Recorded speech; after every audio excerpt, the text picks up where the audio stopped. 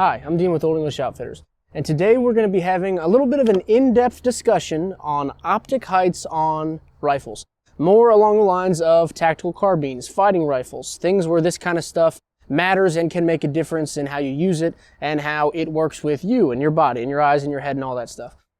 So we do have a lot of different examples, a lot of rifles on the table today. They have all been safety checked and unloaded, and we are on a range right now, so everything is pointed in a safe direction and we're all good there. So just a little bit of an overview on the topic itself and why we want to talk about it. So especially in the last couple years, there has been a lot of different mounts, new high-speed stuff that has come out that is much taller than normal. And the question a lot of people have asked us is, why? What's the point? What does that really gain you? And it does gain you quite a few things in usability, but there are some caveats to that, as there is with anything. So the history of optics on rifles, specifically the AR-15, M16 style of gun. Initially, they did not have optics. They were fixed carry handle rear, and then of course the fixed A2 front post. Kind of like the CAR-15, which we do have a replica of right here. Now, just pretend this isn't here for a second. This is how all M16 pattern rifles and AR-15 style rifles used to be. Fixed front post and a carry handle. Well, optics came out, they started being more durable, they started being more usable, and not just magnified. We had red dots now, which were much better for styles of combat, specifically CQB. So people came up with an idea of how to mount an optic onto the carry handle, because of course this is a fixed carry handle upper. It does not have any Picatinny on the rear, so you would have to attach to the carry handle. That kind of technology was developed, and now we have optics on the carry handle. Now, of course, this is ridiculously tall. If I actually do get a proper cheek weld on this gun, you'll see it's really more of a chin weld, and this sits a lot taller up on the body of the rifle. People started not liking that. In addition, technology changed. Now we have Picatinnies on the top of the upper receiver, so we can mount optics a little bit lower, a little bit slimmer. And thus we have the absolute co-witness, the lower 1/3, things that were common really from the mid 2000, between 2000 and 2010, all the way up until really 2018 or 19, when things started getting a little bit taller, a little bit more readily available, and it wasn't considered such a strange idea to have a tall optic mount. But as with everything in the gun community, anything that there's a large following, things kind of work in cycles. So optics started off really tall, and then they got really short and squat, and now they're back to being tall. So you will see an example of a modern fighting rifle like this. This is my personal gun. This is a Unity tactical riser that is an extra tall mount. So really much close to the same as that CAR-15 replica, where it is taller off of the receiver. Now, there are a few different kinds, and we're going to try to list every single kind of optic mount, or at least every height. So we do have absolute co-witness, the shortest of all the optic mounts, and absolute co-witness meaning with iron sights up, your iron sights sit exactly halfway up into the glass of the optic. So if you were looking through the optic pane, the top of your iron sights sit dead way, halfway up. That's the shortest variation. Next, we have a lower 1/3. Now, there is two optics. That is for demonstration purposes only. But here is the difference between an absolute and a lower 1/3. So a lower 1/3, as the name denotes, the iron sights, if they were deployed, like on this Knight's armament, they sit in the lower 1/3 of the glass of the optic when the iron sights are up and deployed. It's barely a difference, but it does help if you're running fixed irons because you have more visible glass. Before, that was really your only option. Now we also have a 1.93, which is just a little taller than a lower 1/3. And then we have the 2.26, which this is an example of here, a Unity tactical riser on a hollow sun, Aimpoint T2 clone.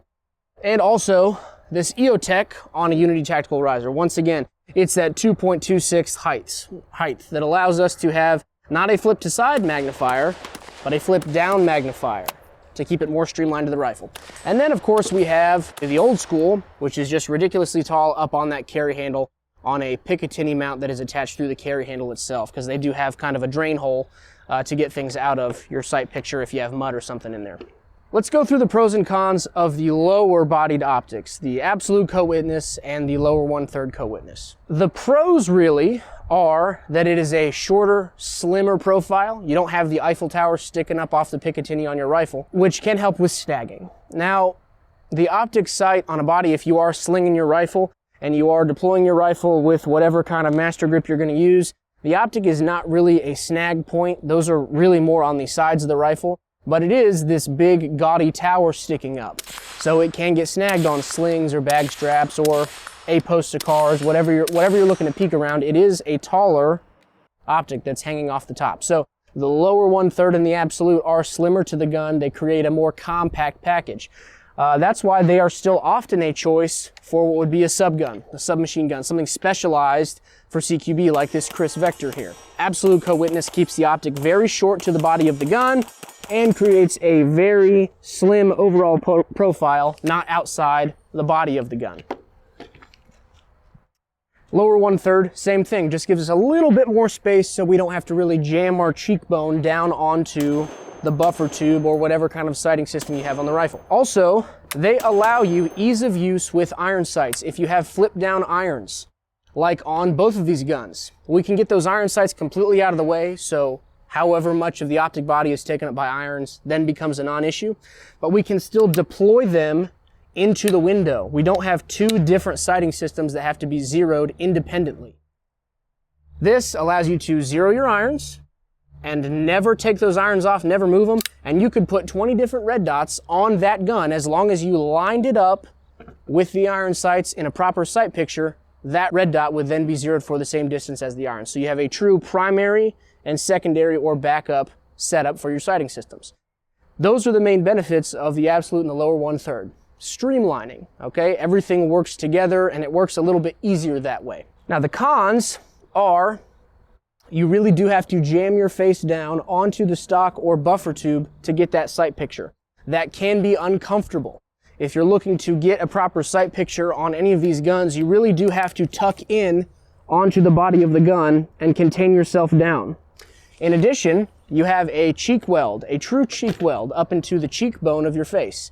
That takes up a lot of space on your head and face. And if you have any kind of gear on your head or face, it makes it almost impossible to get a proper sight picture. That is why the IR illuminator, well, not the illuminator, but the IR aiming device, the laser, was really developed because if you are running nods, monocle, or dual set, you can't really acquire your sight picture for passive aiming, not on an absolute or lower 1/3. So the IR visible laser becomes a necessity for aiming. Not the case with the taller bodied optics. So let's talk about the pros and cons of the extra high mounts. The main one that will matter for most people is it allows you to maintain a very neutral and upright head position, much more natural to how you would be when you're actually looking at things. Your body follows your eyes. And when you try to move your eyes and your head, your command center, into a different plane than it's used to being, you put tension on your neck, and sometimes that can affect, number one, comfortability, and number two, usability of whatever system you're trying to deploy.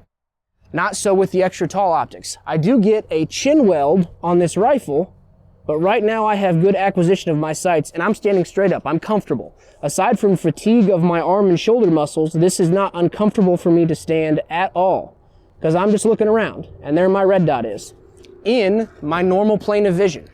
I don't have to alter my head or tuck or do anything like that. So it's much more natural. That matters for me because I just like being comfortable.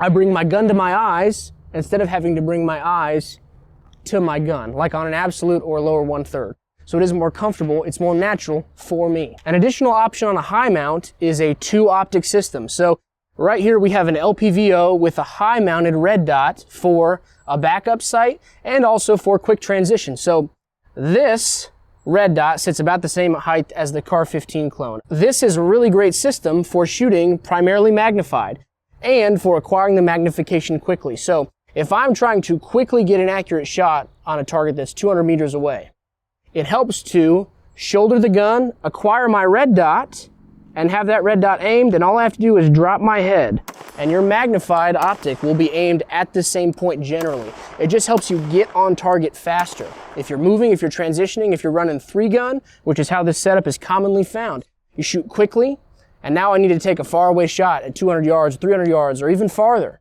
This helps you dial it in quick. It helps you transition from that up-close focus, roll it out, and drop down, and there I have my magnified optic. Just another option. Optics bolted on optics. Another thing that is newer in the last 5-10 years.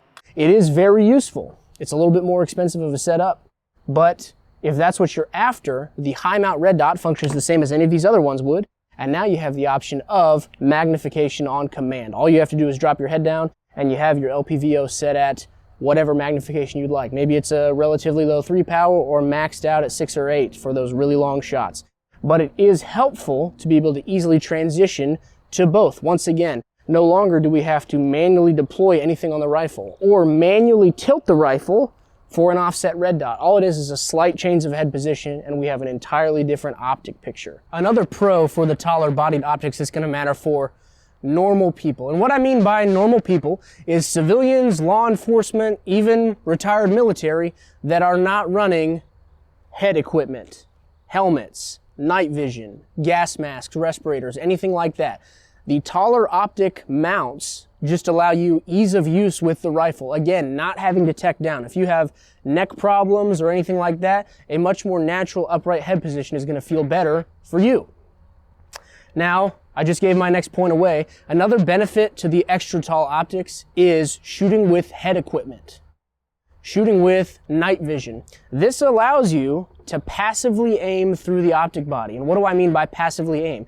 I mean look through the night vision system, and through the night vision system, acquire your sight picture.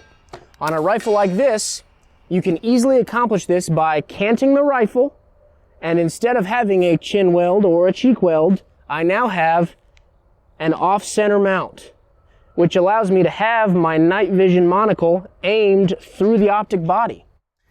Now, why is that good? Number one, it saves you having to use an IR device. And by having to use, I mean having to buy, because those things are not cheap.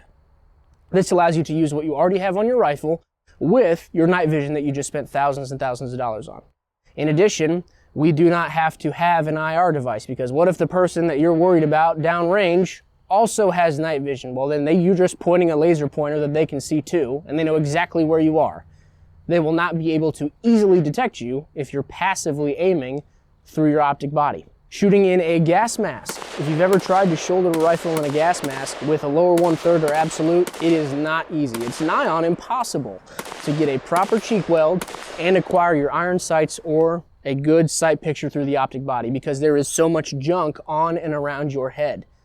Higher optic bodies, they allow you to once again cant the rifle and acquire a sight picture through the lens of a gas mask. An additional pro is shooting in unconventional positions. Shooting from kneeling, shooting around barricades. This gives you the freedom to not have a proper cheek weld. Before, if I want to shoot around a barricade or I want to shoot under a car, I have to get myself into position, and then in that unconventional, uncomfortable position, acquire proper mount on shoulder and proper cheek weld. Not so with a high mount. With a high mount, I can have the rifle in some interesting places and still get a proper sight picture and use that optic and that rifle effectively. So if you're shooting from unconventional positions around barricades, this allows you to still get a good sight picture and use the rifle. Now, one additional pro that is halfway a con as well is acquiring iron sights. So with an extra high mount, we do have to have an independent zero, because there's no way I'm going to acquire an iron sight picture through this optic body. Now, these high mounts are designed in interesting ways. So without my magnifier in place, I have a rear sight in the optic body. And with a fixed front sight, if I am aiming through my optic and my battery dies or shrapnel hits my lens and my optic becomes unusable, all I do is transition back to a lower 1/3 cheek weld, and I now have my iron sights. So even quicker, really, than having fold down front and rear sights, because I do not have to manually deploy anything. I don't have to press any buttons. All I do is see that my optic is down, move my head, and I'm back in the game. You can do that with the majority of these. The Unity Tactical for most of the aim points, the Comp M5, the T2, they have that rear iron sight built in. They actually have a front and rear built in, so if you don't want to have any kind of iron sights bolted on, you can. I just appreciate the sight radius of having a fixed front sight. Same thing with our Car 15 clone. There is a window through the bottom of this mount, so I can use my optic, and if the optic goes down, I transition down, and I can still use my carry handle and A2 front iron sights. Once again, even quicker, and I would say more intuitive than manual action iron sights where you have to flip them into place. So one of the main cons is independent zeros. You will have to either not have backup iron sights, depending on which rifle you have. Like this MCX here, this does not have any backup iron sights. We're relying totally on the battery life and durability of the optic. Now, optics have come a long way, so that's not really an issue, because they do hold up well, they do work well, they have excellent battery life, but I don't trust myself with electronics that much. What if I drop it and it shatters? I'd still like to have a sighting system. So it does not let you have a traditional co-witness with the iron sights. I can't just flip my iron sights up into my normal sight picture and continue to use the rifle. I do have to change my head position and reacquire my iron sights. And sighting them in separately kind of sucks, because you have to sight your rifle in 2 times. In addition, the height over bore created by that high mount makes zeroing a red dot that's that tall off the rifle a bit interesting. Not impossible, just takes a little bit of time if you've never done it before. Another con is going to be shooting prone. If you've ever tried to shoot prone, it does change the entire structure of how your head and shoulders interface with the rifle. It's not a shoulder mount through semi-natural head position. I'm now laying down, my chest is on the ground, so I have a mount up on my trap and collarbone, and I can, with the lower 1/3 and absolutes, still use that kind of like your normal hunting rifle. Get my cheek on the rifle, find my sights, and shoot that accurately. If you try to shoot one of these high mounts prone, it's a bit difficult and it's a bit uncomfortable because I have to lay out and then really jack my head up to get my sight picture. If you have a setup like mine, you can do what I do. If I have to shoot prone and I'm really uncomfortable, I have some kind of headgear that's kind of preventing me from doing that, I'll try to acquire my iron sights. If not, we're just gonna make it work or shoot from kneeling. The final con for the higher mounts is that they require a bit more training. And if you don't want to seek out training from a professional who has used these before and can teach you how to use them, they require practice. You need to take this out, shoot it. You need to run it dry. Practice moving with the gun, acquiring your sights with the gun, because it is not the same. I had a couple-week adjustment period when I transitioned from a lower 1/3 mount to then an extra high mount, 2.26. Because I would pull up and I would have a vague iron sight picture through my mount body because I was so used to shoving my cheek down on the rifle, I had to get accustomed to just pulling the rifle up to my eye and having that loose cheek weld with other points of contact on my shoulder, forehand, and firing hand. It takes practice. It's not impossible. It's not ridiculous to learn, but you will have to learn it. Don't think that you can just switch your optic mounts and throw it in the truck and you're ready to go whenever anything happens. You need to try it first.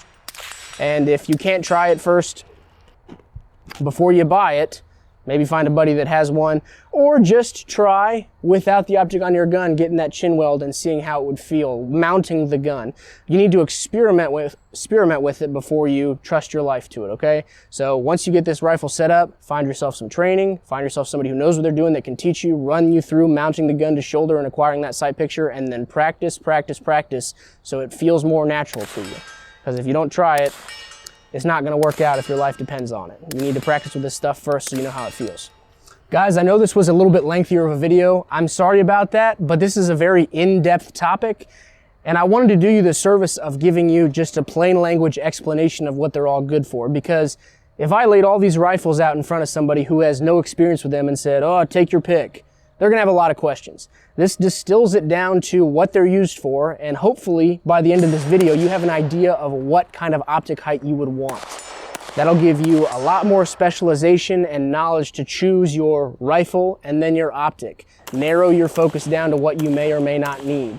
That was the whole goal of this video, was give you more knowledge so it makes your decisions easier. Guys, thank you so much for watching. If you have any questions, give us a call or visit our website, oeoutfitters.com. We do have an Instagram, oeoutfitters. Give us a visit. All of our pictures are great. Tristan does a great job at getting product photos and cool stuff we have in the store up there for you to look at. Please follow us, like and share, all that stuff. I'm Dean with Old English Outfitters, and we'll see you next time.